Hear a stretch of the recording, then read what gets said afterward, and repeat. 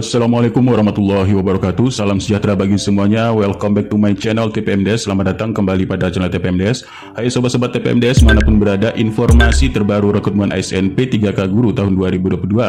Nah, sobat-sobat TPMDes manapun berada, ada informasi terkini untuk P3K sesuai dengan sosialisasi pengadaan P3K kemarin ya dari Menpan RB, BKN. Nah, ini ada informasinya.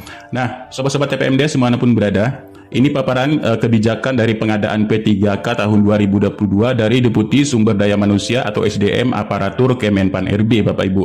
Nah, dari Kemenpan RB kemarin ini telah menerangkan ya ataupun telah mensosialisasikan terkait beberapa informasi untuk P3K. Nah, rekrutmen ini tahun sebelumnya kemarin ya, tahun sebelumnya. Kemudian di sini untuk tahun 2022. Nah, rekrutmen tahun 2022 ini arah kebijakannya, kemudian di sini untuk kebutuhan secara nasional dan di sini penetapan formasinya Bapak Ibu. Nah, kemudian, ini Bapak Ibu yang terbaru ya. Ini kebijakan pengadaan tahun 2022 sesuai dengan Permenpan nomor 29 tahun 2021 kemarin. Dan di sini ada kebijakan baru yaitu Permenpan RB nomor 20 tahun 2022. Ini untuk P3K Guru ya Bapak Ibu yang mensyaratkan di sini ada prioritas-prioritas yaitu prioritas 1, 2 dan 3 serta pelamar umum serta Kemenpan 968 tahun 2022 ini untuk tenaga kesehatan ya. Tenaga kesehatan di sini dibagi yaitu 10% disabilitas untuk afirmasinya. Kemudian daerah 3T ini 35% untuk afirmasi, berusia 35 ke atas, masa kerja paling singkat 3 tahun ini 25% Bapak Ibu, dan 15% vakas tempat bekerja saat ini jika Bapak Ibu tempat bekerjanya saat ini ataupun sudah mengabdi di tempat bekerja ini mendapat 15% dan penugasan dari Kemenkes ini mendapat 5%. Nah, selain itu juga ada Kemenpan 969 tahun 2022 ini tentang nilai ambang batas untuk NAB jabatan untuk dosen, dan Kemenpan 970 di tahun 2022 terkait persyaratan wajib tambahan sertifikasi kompetensi sebagai penambahan kompetensi teknis dalam pengadaan jabatan fungsional teknis. Yang terakhir Kemenpan 971 ini nilai ambang batas kompetensi dari pengadaan P3K untuk tahun 2022. Nah, inilah kebijakan pengadaan P3K tahun 2022 Bapak Ibu yang telah dipaparkan oleh Menpan RB. Selanjutnya Bapak Ibu di sini dari peraturan tersebut ini untuk peraturan guru Permenpan RB nomor 20 tahun 2022. Kemudian untuk mekanisme seleksinya ini menggunakan background check ataupun observasi, dan ini juga ada umum ya, untuk umum. Kemudian Permenpan keputusan Menpan RB 968 untuk kesehatan, dan selanjutnya di sini untuk kesehatan sendiri di sini ya ada THK 2, kemudian non ASN yang terdaftar pada SIS-DMK, dan ini juga masa kerjanya di sini ya ada yang mensyaratkan STR, ada yang tidak mensyaratkan STR. Untuk jabatan terampil pertama ini 2 tahun dan muda ini 3 tahun, kemudian media ini 5 tahun. Dan yang tidak mensyaratkan STR terampil ataupun pertama ini 3 tahun, muda dan media 5 tahun. Kemudian di sini kebijakan untuk tenaga kesehatan yang tadi sudah disebutkan Bapak Ibu ya, mendapatkan afirmasi ini untuk 35%, ini yaitu kriteria terpencil ataupun sangat terpencil untuk daerah-daerah 3T, usia 35 ya, 35 tahun dan masa kerja singkatnya 3 tahun terus-menerus 25%. Kemudian penyandang disabilitas mendapat afirmasi 10% dan melamar di fasilitas kesehatan bekerja di tempat bekerja di sini ada 15% serta melaksanakan penugasan dari Kemenkes ini ada 5%. Nah, ini ya Bapak Ibu untuk kesehatan. Kemudian selanjutnya Permenpan nomor 970 tentang jabatan tambahan sertifikasi untuk teknis ya Bapak Ibu. Dan untuk teknis, jabatan fungsional teknis di sini untuk paling singkat 2 tahun pada bidang yang relevan dengan jabatan dilamar, dan untuk ahli muda ini paling singkat 3 tahun dan media ini paling singkat 5 tahun untuk jabatan yang dilamar. Nah, ini yang bekerja di paling rendah yaitu jabatan pertama untuk teknis ya, dan direktur kepala divisi untuk membidangi SDM. Ini paparan dari Kemenpan RB Bapak Ibu kemarin. Nah, selanjutnya Bapak Ibu, Nah, ini yang kita tunggu-tunggu yaitu persiapan seleksi kompetensi P3K tahun 2022 dari Badan Kepegawaian Negara yaitu Kamis 27 Oktober 2022. Nah, ini untuk dasar hukum ya, dasar hukum dalam pelaksanaan P3K untuk jabatan fungsional guru, kemudian jabatan teknis, jabatan kesehatan di sini Bapak Ibu. Dalam prosedur-prosedurnya sini dasar hukumnya, kemudian alokasi formasi CSN tahun 2022. Nah, ini Bapak Ibu ya, ada yang informasi terbarunya. Ini untuk jumlah formasi P3K berdasarkan jenis instansi. Ada instansi pusat, ini 56 instansi pusat ya. Kemudian untuk P3K pusatnya di sini ada 94.057 formasi P3K pusat, dan instansi daerah ini 480 ya, 480. Maka di sini total yaitu formasinya ada 532.892 formasi untuk total data formasi awal yang telah ditetapkan oleh Menpan RB. Dan juga Bapak Ibu ada beberapa di sini Bapak Ibu instansi yang memang mengundurkan diri tidak membuka P3K karena ini sifatnya secara tertutup. Nah, untuk P3K guru sendiri Bapak Ibu telah tercatat di sini yaitu 319.618 dan P3K kesehatan di sini 91.591 serta P3K tenis 27.626. Nah, di sini kan sebenarnya ada 500 lebih instansi daerah ya. Tapi di sini ada beberapa daerah yang memang mengundurkan diri tidak membuka formasi di tahun 2022. Nah, ini untuk tahapan pengadaan P3K Bapak Ibu, tahapan P3K yaitu mulai dari perencanaan ya, kemudian pengumuman lowongan dan pelamaran serta tahapan seleksi. Jadi tahapan seleksi ini ada dua, yaitu seleksi administrasi dan seleksi kompetensi. Ini untuk seluruh pelamar. Dan kemudian pengumuman hasil seleksi serta nanti pengangkatan menjadi P3K atau ASN P3K. Ini tahapan-tahapan pengadaan P3K-nya, dan ini untuk overview seleksi CSN ya. Jadi sekarang di sini semua menggunakan sistem ya, sistem yaitu langsung dari pusatnya SSCASN, dan di sini mendeteksi ya, nanti di sini semuanya deteksi oleh SSCSN, hanya dapat memilih satu untuk formasinya ya. Di sini sudah terintegrasi peserta dan pengolahan nilai lain sebagainya. Kemudian mekanisme seleksi CSN 2022. Jadi di sini sinkronisasi data formasi, kemudian setting administrasi, pembukaan pendaftaran, pembuatan akun dan pendaftaran pemilihan formasi. Serta di sini ada penjadwalan ini ada dua ya, pengumuman jadwal ujian dan penjadwalan ujian. Nah, kalau untuk penjadwalan ujian, pengumuman verifikasi, kemudian verifikasi administrasi, kemudian ada masa sanggah dan pengumuman verifikasi prasanggah ya, dan verifikasi administrasi. Kemudian pengumuman untuk ujian. Pengumuman untuk ujian, kemudian di sini ada ujiannya dan pengolahan nilai serta pengumuman hasil prasanggahnya dan masa sanggah. Barulah Bapak Ibu di sini setelah selesai semua ini baru ada penetapan nomor induk atau NIP 3K. Kemudian pengusulan untuk nomor induknya CSN serta nanti akan dilakukan pemberkasan dan pengumuman hasil kelulusan dan pengelolaan nilai akhir. Di sini setelah masa sanggah tadi ya, pengelolaan nilai akhir, kemudian pengumuman kelulusan, pemberkasan dan pengusulan NIP dan penetapan NIP. Nah, ini Bapak Ibu. Jadi alurnya sinkronisasi data, setelah itu masuk verifikasi administrasi, pengumuman sanggah, masa sanggah dan penjadwal ujian, masuk lagi ke pengumuman ujian dan ujian, pengelolaan nilai akhir, pengumuman masa sanggah, di sini pengelolaan nilai akhir sampai ke yaitu penetapan NIP. Nah, ini untuk mekanisme seleksi CSN-nya. Nah, selanjutnya proses bisnis yaitu seleksi P3K ya. Ini proses bisnis seleksi P3K untuk semuanya peserta membuat akun registrasi pada SSCSN, dan bagi yang sudah memiliki akun tidak perlu membuat akun ya, hanya jika diperlukan yaitu bisa memperbaharui data. Dan ini untuk kevalidan NIK ya, dalam filter SDMK ini untuk tenaga kesehatan, seleksi administrasi dan sebagainya hingga pengumuman hasil akhir. Dan kemudian untuk proses seleksi P3K guru Bapak Ibu. Nah, ini Bapak Ibu ada hal yang baru untuk P3K guru ya. Nah, P3K guru di sini Bapak Ibu, pada proses ini ada tahapan konfirmasi peserta. Dan apa yang baru di sini Bapak Ibu? Untuk mekanisme yang baru ya, ini yang pertama kan untuk P1 ini jika tidak mendapatkan penempatan dan formasi, ini Bapak Ibu bisa turun status menjadi P2, P3 ataupun P4. Ya.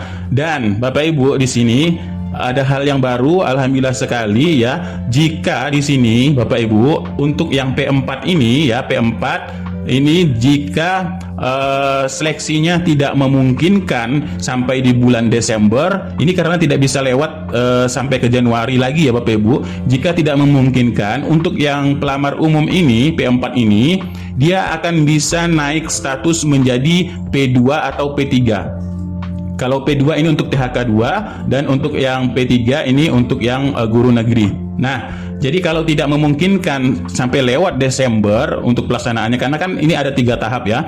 Tahap pertama untuk penempatan yang P1, tahap kedua untuk observasi P2 dan P3. Namun P4 ini jika tidak memungkinkan ya, tidak memungkinkan untuk dilaksanakan karena tahun lalu saja ya Bapak Ibu, tiga mekanisme seleksi ini tidak bisa rampung sampai Desember ya. Akhirnya menjadi Bapak Ibu ini menjadi P1 di tahun ini. Nah, jika ini tidak memungkinkan, maka P4 ini akan diangkut habis semua ya menjadi P2 atau P3. Jadi tidak mensyaratkan lagi yaitu untuk yang 3 tahun terakhir ya. Jadi yang kurang dari 3 tahun pun nanti bisa naik menjadi P2 atau P3 jika ya pelaksanaan seleksinya ini tidak memungkinkan di bulan Desember, karena memang banyak untuk P4 atau pelamar umum memang banyak prosesnya Bapak Ibu, menyiapkan infrastruktur ya untuk CAT UNBK dan lain sebagainya. Nah, jika tidak memungkinkan ini Bapak Ibu bisa naik menjadi P2 dan P3.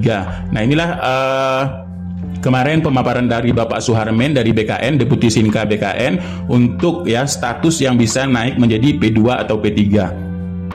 Yang P1 ini diprioritaskan bagi mereka-mereka yang sudah lulus passing grade pada seleksi tahun 2021 yang lalu.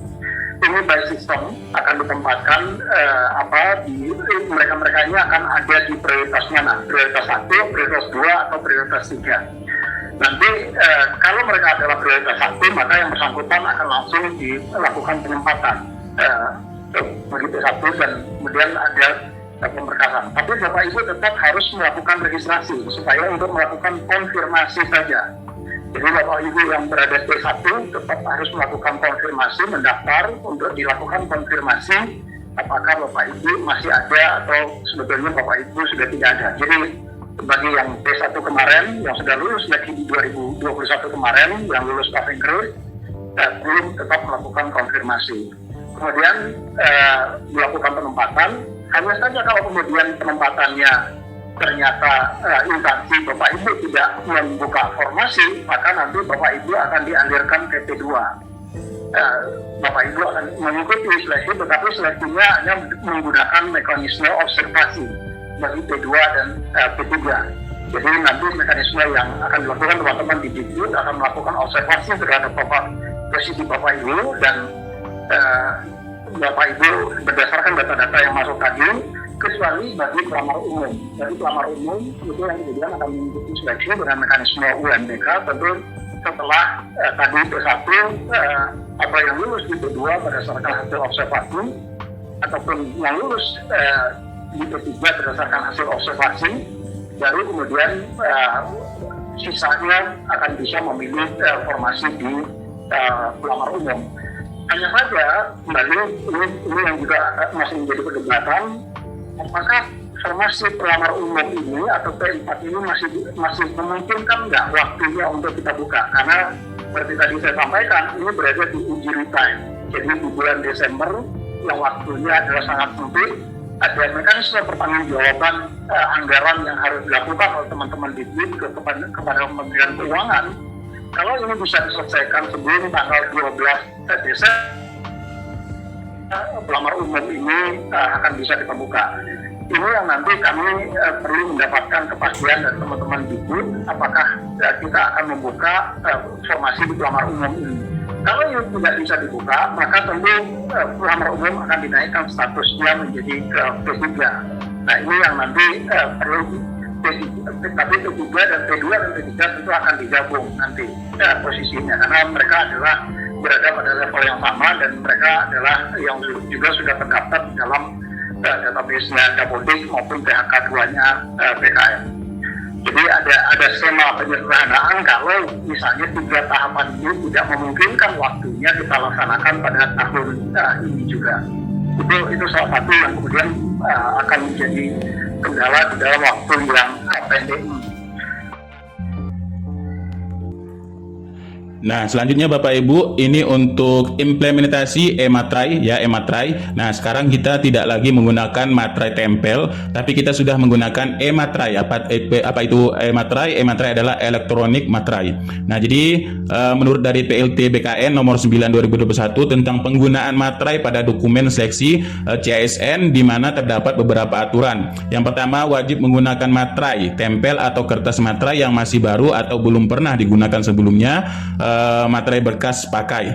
Dan nomor 2, tidak diperkenankan menggunakan materai yang bentuknya dan cirinya tidak sesuai dengan ketentuan peraturan perundang-undangan. Misalnya materai berupa hasil unduh ataupun hasil edit dari gambar internet dan sejenisnya. Nah, Bapak Ibu, untuk e-Materai sendiri SSCSN telah mengimplementasikan penggunaan e-Materai elektronik ya, yang terintegrasi sudah langsung ke SSCSN, yaitu melalui Perum Peruri dalam pembubuhan materai. Nah, e-Materai juga pembubuhan elektronik dilakukan pada SSCSN. Jadi Bapak Ibu, e-Materainya ini sudah dilakukan langsung ya, dalam terintegrasi ke SSCSN ataupun langsung dari website distributor atau website mitra distributor setelah dilakukan untuk pembelian. Nah, ini Bapak Ibu ya, untuk e-Materai, penggunaan implementasi e-Materai di tahun 2022 untuk mendaftar SSCASN. Dan untuk jumlah soal dalam sistem penilaian ya, ini untuk kompetensi teknis, manajerial, sosiokultural, dan wawancara. Di sini pembobotannya juga jika benar 5, salah ini 0 ya. Dan ini sama seperti tahun kemarin ya. Untuk disabilitas dan umum ini, kemudian rank untuk wawancara juga ya, disabilitas umum. Ini untuk pembobotannya nilai maksimalnya ya, teknis, kemudian manajerial, sosiokultural, kemudian wawancara, dan jumlah total. Kemudian Bapak Ibu, nah ini Bapak Ibu estimasi penjadwalan seleksi P3K. Nah, untuk P3K tenaga kesehatan Bapak Ibu, pengumuman seleksi ini dimulai dari 31 Oktober 2022 sampai dengan 14 Desember. Sedangkan untuk tenaga teknis, pengumuman seleksinya ini dimulai dari 7 sampai 26 November 2022. Dan di sini untuk tenaga kesehatan ya, pendaftaran seleksi dimulai 31 sampai 15 November. Untuk teknis sendiri ini 7 November sampai dengan 6 Desember 2022. Ya, kemudian pengumuman hasil administrasi di 16 sampai 22 November, masa sanggah ini untuk kesehatan ya. Masa sanggah 16 sampai 18 November, jawab sanggahnya 16 sampai 20 November, dan pengumuman pasca sanggah 21 November, serta pelaksanaan kompetensi 29 sampai 13 Desember ya. Dan pengumuman kelulusan 16 sampai 17, masa sanggah ini 16 sampai 18 Desember, jawab sanggah 16 sampai 20 Desember, pengumuman kelulusan pasca sanggah 21 Desember, pengisian DRH atau untuk NIP ya, ini 22 sampai 14 Januari, serta usulan NIP P3K ini 10 sampai 31 Januari. Kalau untuk teknis sendiri ini sampai April Bapak Ibu, sampai 27 April sampai 11 Mei ya. Bapak Ibu bisa lihat sendiri, administrasi dimulai dari 7 Desember ya, masa sanggah mulai dari 9 sampai 11, jawab sanggah 12 sampai 18, pasca sanggah 19-20, pelaksanaan kompetensinya di Februari Bapak Ibu, 22 Februari 18 Maret, kemudian pengumuman kelulusan 23-24 Maret, masa sanggah 25 sampai 27, dan jawab sanggah 28 sampai 3 April, serta pengumuman kelulusan pasca sanggah 4 sampai 5 April, pengisian DRH untuk NIP yaitu 6 sampai 20 April. Ini untuk tenaga teknis. Lalu bagaimana dengan untuk jadwal tenaga kesehatan? Nah, tenaga guru ya. Untuk jadwal tenaga guru ataupun jabatan fungsional guru. Nah, Bapak Ibu, setelah dikonfirmasi ke Kemendikbudristek Bapak Ibu ya, yaitu Bapak Andika Ganendra di Kemendikbudristek selaku koordinator pengadaan untuk P3K di tahun 2022 ini. Nah, setelah ditanyakan ke Kemendikbudristek, di sini jadwal P3K guru tidak dipaparkan pada saat sosialisasi kemarin. Jadi apakah ini sama? Nah, jawaban dari Bapak Andika, ya sama, ini sama 31 Oktober ini Bapak Ibu. Jadi alhamdulillah Pak, terima kasih ya. Nah, menurut dari Bapak Andika ya, jadi untuk tenaga guru dengan tenaga kesehatan ini sama dimulai 31 Oktober Bapak Ibu ya. Nah, ini sama untuk 31 Oktober 2022 untuk pendaftaran. Nah, ini sudah dikonfirmasi langsung ke Bapak Andika dari Kemendikbudristek. Nah, ini kan untuk tenaga kesehatan ya Bapak Ibu, untuk tenaga kesehatan, karena tenaga kesehatan ada pengumuman hasil administrasi. Namun kalau memang sama 31 ini, dia akan kemungkinan seperti ini Bapak Ibu. Karena untuk P3K guru ya, ini pengumuman seleksi administrasinya dimulai 31 Oktober ya, pengumuman, dan pendaftaran seleksi untuk semua pelamar serta pengumuman mendapatkan penempatan untuk P1 ini jadi 31 ya Bapak Ibu, 31 Oktober sampai dengan 7 November. Nah, jika untuk guru ya, karena sudah dikonfirmasi ke Bapak Andika di sini bahwa memang sama, yaitu dimulai 31 Oktober 2022 untuk penjadwalan untuk guru. Namun ini masih untuk yang umum, P umum ataupun untuk pelamar umum, ini masih dibicarakan lebih lanjut ya, apakah akan dilaksanakan atau tidaknya sesuai tadi paparan tadi oleh BKN ya. Apakah jika memang ini tidak memungkinkan dilaksanakan, maka untuk yang umum ini dinaikkan statusnya menjadi P2 ataupun menjadi P3. Nah, ini Bapak Ibu ya. Nah, selanjutnya ini rekomendasi dari Satgas ya, jadi tetap menaati protokol kesehatan dalam pelaksanaan CSN tahun 2022 ini. Ini prosedur pelaksanaan CAT dari BKN untuk yang tenaga kesehatan serta tenaga teknis Bapak Ibu. Kemudian pembagian panitia. Nah, ini pembagian panitia, susunan panitianya ya. Susunan panitia untuk dari CAT BKN ya.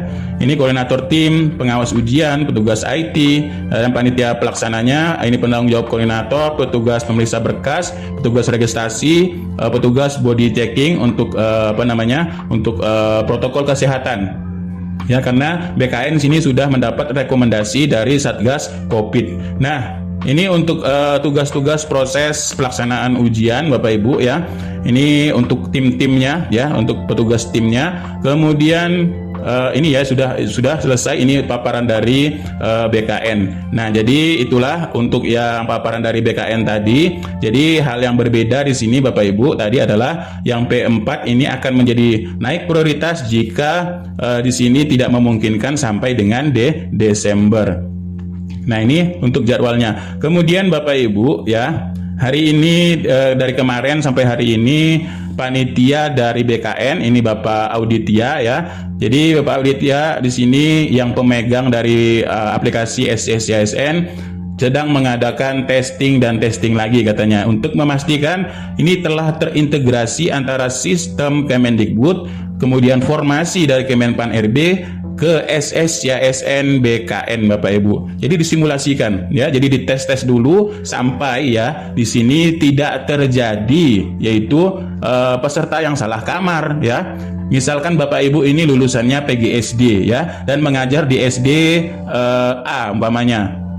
Tapi setelah diintegrasikan lalu Bapak Ibu mengajar di SMP ya ataupun mengajar di SMA C. Nah, inilah yang kemungkinan bisa terjadi saat pengintegrasian data yaitu ke SSCSN. Makanya di sini masih tahap-tahap dites-tes terus ya untuk aplikasi dari SSCSN-nya. Mudah-mudahan ini cepat selesai dalam integrasi ini Bapak Ibu.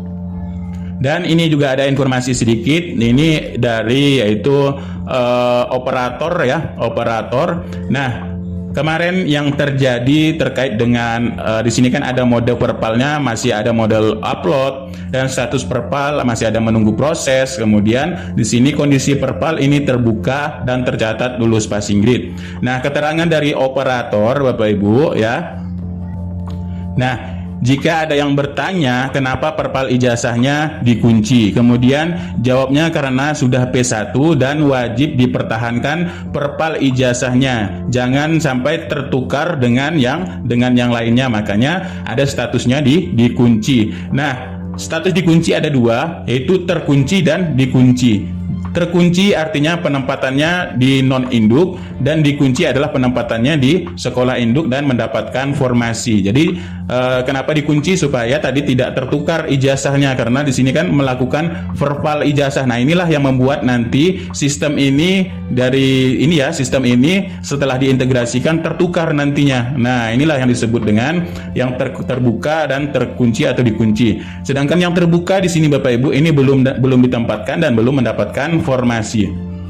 Nah, ini ya, kenapa verpal ijazah terbuka? Jawabnya, dia sudah lulus PG 2021 tetapi masih bisa diperkenankan melakukan verpal ulang jika punya ijazah lain yang akan digunakan untuk mendaftar P3K tahun 2022. Nah, seandainya Bapak Ibu, di sini kan Bapak Ibu mapel gemuk ya, mapel gemuk. Seandainya PKWU mapel gemuk di daerah Bapak Ibu dan Bapak Ibu tidak mendapatkan formasi, tidak mendapatkan penempatan juga, tapi Bapak Ibu memiliki 2 ijazah. Seandainya ada Bapak Ibu memiliki ijazah PGSD karena Bapak Ibu penyetaraan, dan Bapak Ibu bisa melakukan metode perpal dan upload perpalnya di sini untuk PGSD ya, PGSD. Kemudian Bapak Ibu bisa menukar ijazah Bapak Ibu yang tadinya di sini ijazah PKWU menjadi ijazah PGSD. Nah, bisa Bapak Ibu memperpal ulang, memperbaharui data Bapak Ibu di sini. Maka statusnya setelah diperbaharui, maka Bapak Ibu jika ada formasinya, maka di sini bisa ditempatkan di induk ataupun di penempatan di non induk yang yang ada formasinya Bapak Ibu. Nah, inilah salah satu solusi untuk di info GTK dari Kemendikbudristek ataupun pada Dapodik Bapak Ibu ya. Nah, ini penjelasan terkunci, terbuka, dan dikunci ini Bapak Ibu ya. Nah, ini sekedar informasi saja terbaru ya. Kemudian kita tunggu saja, di sini masih dalam tahap persiapan pendaftaran. Untuk pendaftaran dimulai yaitu tadi tanggal 31 jika memang tidak ada kendala ya. Jadi jika tidak ada kendala tanggal 31 ini Bapak Ibu ya. Untuk jadwalnya jika masih tidak ada kendala, tanggal 31 ini dimulainya untuk pendaftaran ya. Nah, pendaftarannya tanggal 31. Jika tanggal 31 ya, ini juga masih belum selesai di daerah Bapak Ibu ya. Jadi tetap pendaftaran ya, tetap pendaftarannya ini dilakukan yaitu di 31 Bapak Ibu untuk pendaftaran ya. Jadi kemungkinan untuk P1 ini aman ya. Cuman yang P2, P3 serta yang umum ini nanti akan dilaksanakan di 2023 ya.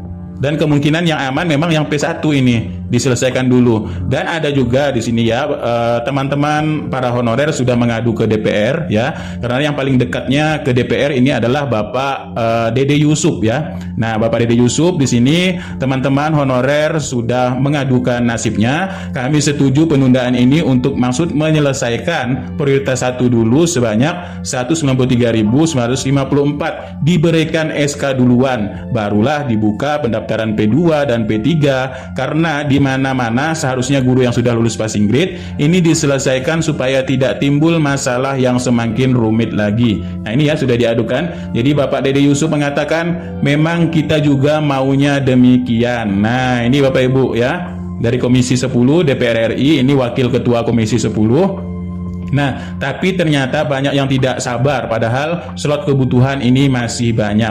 Dan kemarin BKN juga sudah menyampaikan jika memang penyelesaian untuk P2 dan P3 serta P4 ini tidak memungkinkan ya, jadi dilakukan hanya pendaftaran terlebih dahulu Bapak Ibu. Dilakukan hanya pendaftaran terlebih dahulu, dan P1 ini sudah dilakukan, yaitu untuk penempatan ya. Penempatan P1 alhamdulillah di sini bisa aman. Yang tinggal yang P2, P3 dan umum ini akan dilakukan tesnya di tahun depan Bapak Ibu. Jika tidak memungkinkan untuk di tahun ini, tapi hanya untuk pendaftaran saja Bapak Ibu di sini. Ya, nah inilah sedikit informasinya. Kemudian setelah ditanyakan ke bot dari Kemendikbudristek, ya sama juga seperti itu. Di sini selamat siang, dengan layanan Kemendikbud dapat kami informasikan berdasarkan Juknis P3K ya, bahwa seleksi kompetensi bagi pelamar prioritas 2 dan pelamar prioritas 3 dilaksanakan apabila ya penempatan bagi prioritas 1 ini sudah dilaksanakan. Nah, ini Bapak Ibu ya, alhamdulillah sekali, mudah-mudahan seperti itu. Jika masih tersedia kuota penempatan kebutuhan P3K jabatan fungsional guru, dan terima kasih saran dan masukannya, Anda berikan sangat membantu kami untuk mengevaluasi perbaikan yang berkelanjutan ya. Jadi sistemnya sesuai dengan juknisnya, memang untuk prioritas 2 dan 3 ini dilaksanakan setelah penempatan prioritas 1 ini dilaksanakan. Nah, itulah sedikit informasi terbarunya, mudah-mudahan ini sedikit bermanfaat. Jika Bapak Ibu membutuhkan file dari file PDF ini Bapak Ibu ya, Bapak Ibu bisa mendownloadnya pada link deskripsi di bawah ini, hasil pemaparan kemarin ya, dari yaitu Menpan RB, dari Menpan RB serta dari BKN Bapak Ibu ya. Ini dari Menpan RB, kemudian ini dari Badan Kepegawaian Negara oleh Bapak Suharmen, Deputi Sinka BKN. Nah, itulah sedikit informasi. Kemudian di sini juga ada yaitu lampiran kemarin Bapak Ibu ya, yaitu Permenpan RB ya, Kemenpan RB 971 tentang nilai ambang batas seleksi kompetensi pengadaan jabatan fungsional tahun anggaran 2022. Ini sesuai dengan yang sudah dipaparkan oleh Kemenpan RB. Nah, ini Bapak Ibu ya, yaitu 971 ya, 971 tentang NAB, nilai ambang batas pengadaan P3K. Nah, ini untuk nilai ambang batas P3K. Nah, ini ya, daftar nilai ambang batas kompetensi teknis pengadaan pegawai pemerintah untuk jabatan fungsional sebagaimana dimaksud di ketum 13 ini.